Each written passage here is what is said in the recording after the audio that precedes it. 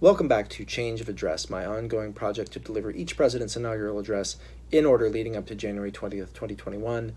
My name is Colin Rafferty. I am the author of Execute the Office, Essays with Presidents, forthcoming in February from Baobab Press. And we have reached the great communicator. All communications up to this point, subpar in comparison to Ronald Reagan, our only president who was also the head of a union. Reagan is the first president I'm aware of. I'm a Ford baby, but have no memory of Ford and very, very shaky of anything of Carter. Reagan is really the kind of first president that I remember, and it's interesting thinking about, we talked about this with FDR, that idea of kind of imitating the president, right? You learn how to say things, and often we're imitating the people that we see imitating the president, right? That, we'll see this actually with George Herbert Walker Bush. The most people who do a George Herbert Walker Bush impression are doing an impression of Dana Carvey's impression of George Herbert Walker Bush. And so I was thinking about like the kind of Reagan voice and all that sort of thing. And then I was kind of flabbergasted to actually read his first inaugural and see that for the first time in one of these speeches, interjections are written into it. There are actually, I think, 3 or 4 wells, right? Which is often the kind of, in the way that like Judy, Judy, Judy is the kind of trigger word for Cary Grant impressions. That well feels like the beginning of all Ronald Reagan impressions. Again, for your benefit, I did not go into that. A lot of other firsts with this inauguration and this inaugural speech. It's the first one that takes place on the western side of the Capitol building. He mentions this and actually turns it into a sort of transition into talking about the past of the. It's a pretty skillful move. It's the first. A lot of Republican touch points in here showing up. It's the first speech that I think mentions terrorism. It's the first speech that I think mentions job creators, although he doesn't use that phrase exactly. A lot of you see why they love this guy, right? And it is the first speech, I think, and having read 48 other ones up to this point, I feel qualified to make this statement. It's the first one that really feels like a performance, right? Like you can get a sense of the kind of like the beats and the reactions that he's expecting from kind of each moment here, right? Like even Carter, even the really good inaugural speeches before this, like have still felt like speeches, right? Like a thing delivered. This very much feels like a thing performed. So with that in mind, here is Ronald Reagan's first inaugural address. Senator Hatfield, Mr. Chief Justice, Mr. President, Vice President Bush, Vice President Mondale, Senator Baker, Speaker O'Neill, Reverend Mumma, and my fellow citizens. To a few of us here today, this is a solemn and most momentous occasion, and yet, in the history of our nation, it is a commonplace occurrence. The orderly transfer of authority as called for in the Constitution routinely takes place as it has for almost 2 centuries, and few of us stop to think how unique we really are. In the eyes of many in the world, this every 4-year ceremony we accept as normal is nothing less than a miracle. Mr. President, I want our fellow citizens to know how much you did to carry on this tradition. By your gracious cooperation in the transition process, you have shown a watching world that we are a united people pledged to maintaining a political system which guarantees individual liberty to a greater degree than any other. And I thank you and your people for all your help in maintaining the continuity, which is the bulwark of our republic. The business of our nation goes forward. These United States are confronted with an economic affliction of great proportions. We suffer from the longest and one of the worst sustained inflations in our national history. It distorts our economic decisions, penalizes thrift, and crushes the struggling young and the fixed income elderly alike. It threatens to shatter the lives of millions of our people. Idle industries have cast workers into unemployment, causing human misery and personal indignity. Those who do work are denied a fair return for their labor by a tax system which penalizes successful achievement and keeps us from maintaining full productivity. But great as our tax burden is, it has not kept pace with public spending. For decades, we have piled deficit upon deficit, mortgaging our future and our children's future for the temporary convenience of the present. To continue this long trend is to guarantee tremendous social, cultural, political, and economic upheavals. You and I, as individuals, can, by borrowing, live beyond our means, but only for a limited period of time. Why then should we think that collectively as a nation we are not bound by that same limitation? We must act today in order to preserve tomorrow. And let there be no misunderstanding, we are going to begin to act, beginning today. The economic ills we suffer have come upon us over several decades. They will not go away in days, weeks, or months, but they will go away. They will go away because we, as Americans, have the capacity now, as we have had in the past, to do whatever needs to be done to preserve this last and greatest bastion of freedom. In this present crisis, government is not the solution to our problem. Government is the problem. From time to time, we have been tempted to believe that society has become too complex to be managed by self-rule, that government by an elite group is superior to government for, by, and of the people. But if no one among us is capable of governing himself, then who among us has the capacity to govern someone else? All of us together, in and out of government, must bear the burden. The solutions we seek must be equitable, with no group singled out to pay a higher price. We hear much of special interest groups. Our concern must be for a special interest group that has been too long neglected. It knows no sectional boundaries or ethnic or racial divisions, and it crosses political party lines. It is made up of men and women who raise our food, patrol our streets, man our mines and our factories, teach our children, keep our homes, and heal us when we are sick. Professionals, industrialists, shopkeepers, clerks, cabbies, and truck drivers. They are, in short, we the people, this breed called Americans. Well, this administration's objective will be a healthy, vigorous, growing economy that provides equal opportunity for all Americans, with no barriers born of bigotry or discrimination. Putting America back to work means putting all Americans back to work. Ending inflation means freeing all Americans from the terror of runaway living costs. All must share in the productive work of this new beginning, and all must share in the bounty of a revived economy. With the idealism and fair play which are the core of our system and our strength, we can have a strong and prosperous America at peace with itself and the world. So as we begin, let us take inventory. We are a nation that has a government, not the other way around. And this makes us special among the nations of the earth. Our government has no power except that it granted by the people. It is time to check and reverse the growth of government which shows signs of having grown beyond the consent of the governed.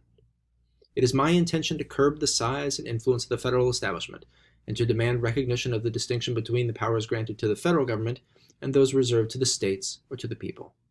All of us need to be reminded that the federal government did not create the states created the federal government.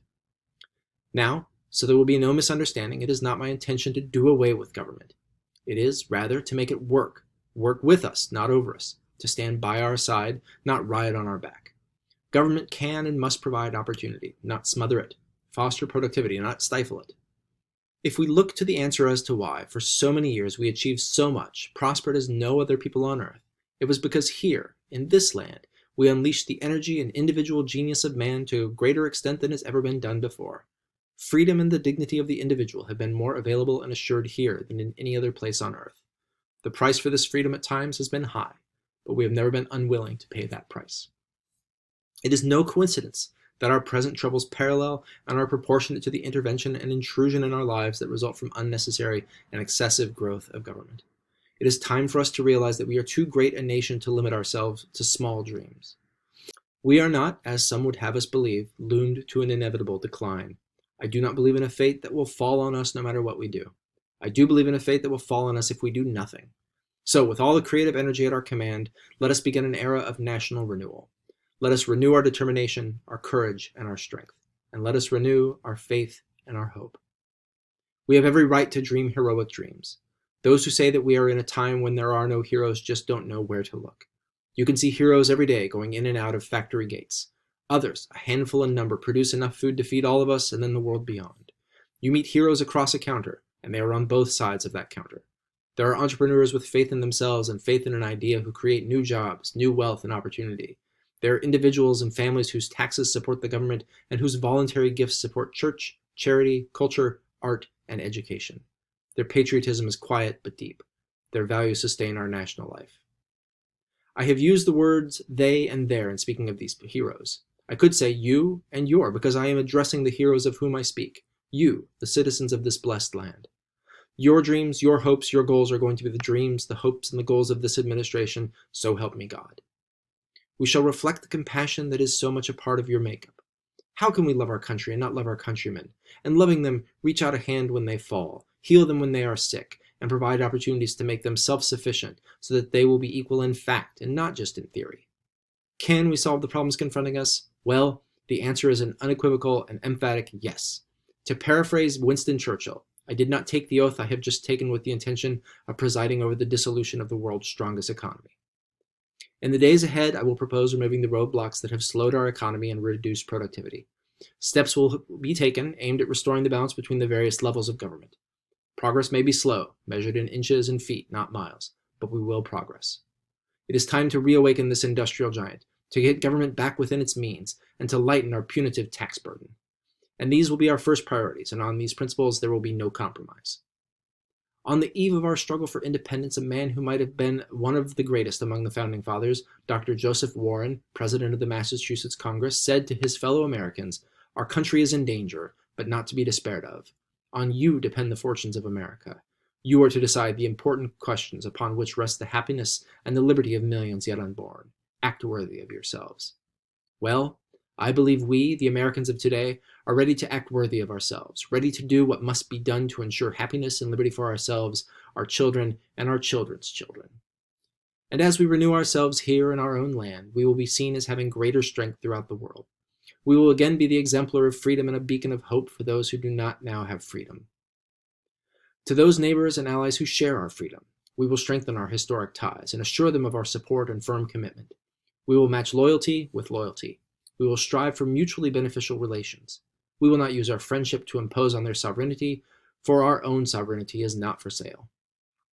As for the enemies of freedom, those who are potential adversaries, they will be reminded that peace is the highest aspiration of the American people. We will negotiate for it, sacrifice for it. We will not surrender for it, now or ever. Our forbearance should never be misunderstood. Our reluctance for conflict should not be misjudged as a failure of will. When action is required to preserve our national security, we will act. We will maintain sufficient strength to prevail if need be, knowing that if we do so, we have the best chance of never having to use that strength. Above all, we must realize that no arsenal or no weapon in the arsenals of the world is so formidable as the will and moral courage of free men and women. It is a weapon that our adversaries in today's world do not have. It is a weapon that we as Americans do have. Let that be understood by those who practice terrorism and prey upon their neighbors. I am told that tens of thousands of prayer meetings are being held on this day, and for that I am deeply grateful. We are a nation under God, and I believe God intended for us to be free. It would be fitting and good, I think, if on each inauguration day in future years, it should be declared a day of prayer. This is the first time in history that this ceremony has been held, as you have been told, on this west front of the Capitol. Standing here, one faces a magnificent vista opening up on this city's special beauty and history. At the end of this open mall are those shrines to the giants on whose shoulders we stand. Directly in front of me, the monument to a monumental man, George Washington, father of our country. A man of humility who came to greatness reluctantly. He led America out of revolutionary victory into infant nationhood. Off to one side, the stately memorial to Thomas Jefferson. The Declaration of Independence flames with his eloquence. And then beyond the reflecting pool, the dignified columns of the Lincoln Memorial. Whoever would understand in his heart the meaning of America will find it in the life of Abraham Lincoln. Beyond those monuments to heroism is the Potomac River, and on the far shore the sloping hills of Arlington National Cemetery with its row on row of simple white markers bearing crosses or stars of David. They add up to only a tiny fraction of the price that has been paid for our freedom. Each one of those markers is a monument to the kinds of hero I spoke of earlier. Their lives ended in places called Below Wood, the Argonne, Omaha Beach, Salerno, and halfway around the world on Guadalcanal, Tarawa, Porkchop Hill, the Chosin Reservoir, and in 100 rice paddies and jungles of a place called Vietnam. Under one such marker lies a young man, Martin Treptow, who left his job in a small-town barbershop in 1917 to go to France with the famed Rainbow Division. There on the Western Front, he was killed trying to carry a message between battalions under heavy artillery fire. We are told that on his body was found a diary. On the flyleaf, under the heading My Pledge, he had written these words: "America must win this war. Therefore, I will work, I will save, I will sacrifice, I will endure, I will fight cheerfully and do my utmost, as if the issue of the whole struggle depended on me alone." The crisis we are facing today does not require of us the kind of sacrifice that Martin Treptow and so many thousands of others were called upon to make. It does require, however, our best effort and our willingness to believe in ourselves and to believe in our capacity to perform great deeds, to believe that together, with God's help, we can and will resolve the problems which now confront us. And after all, why shouldn't we believe that? We are Americans. God bless you, and thank you. Ronald Reagan's first inaugural speech, right? One imagines the pause for applause moments penciled in on the margins. So Um, Incredibly popular. He wins re-election in 1984 in a massive landslide. So we'll pick up 4 years on tomorrow with his second inaugural address. Thanks for tuning in. I'll see you then.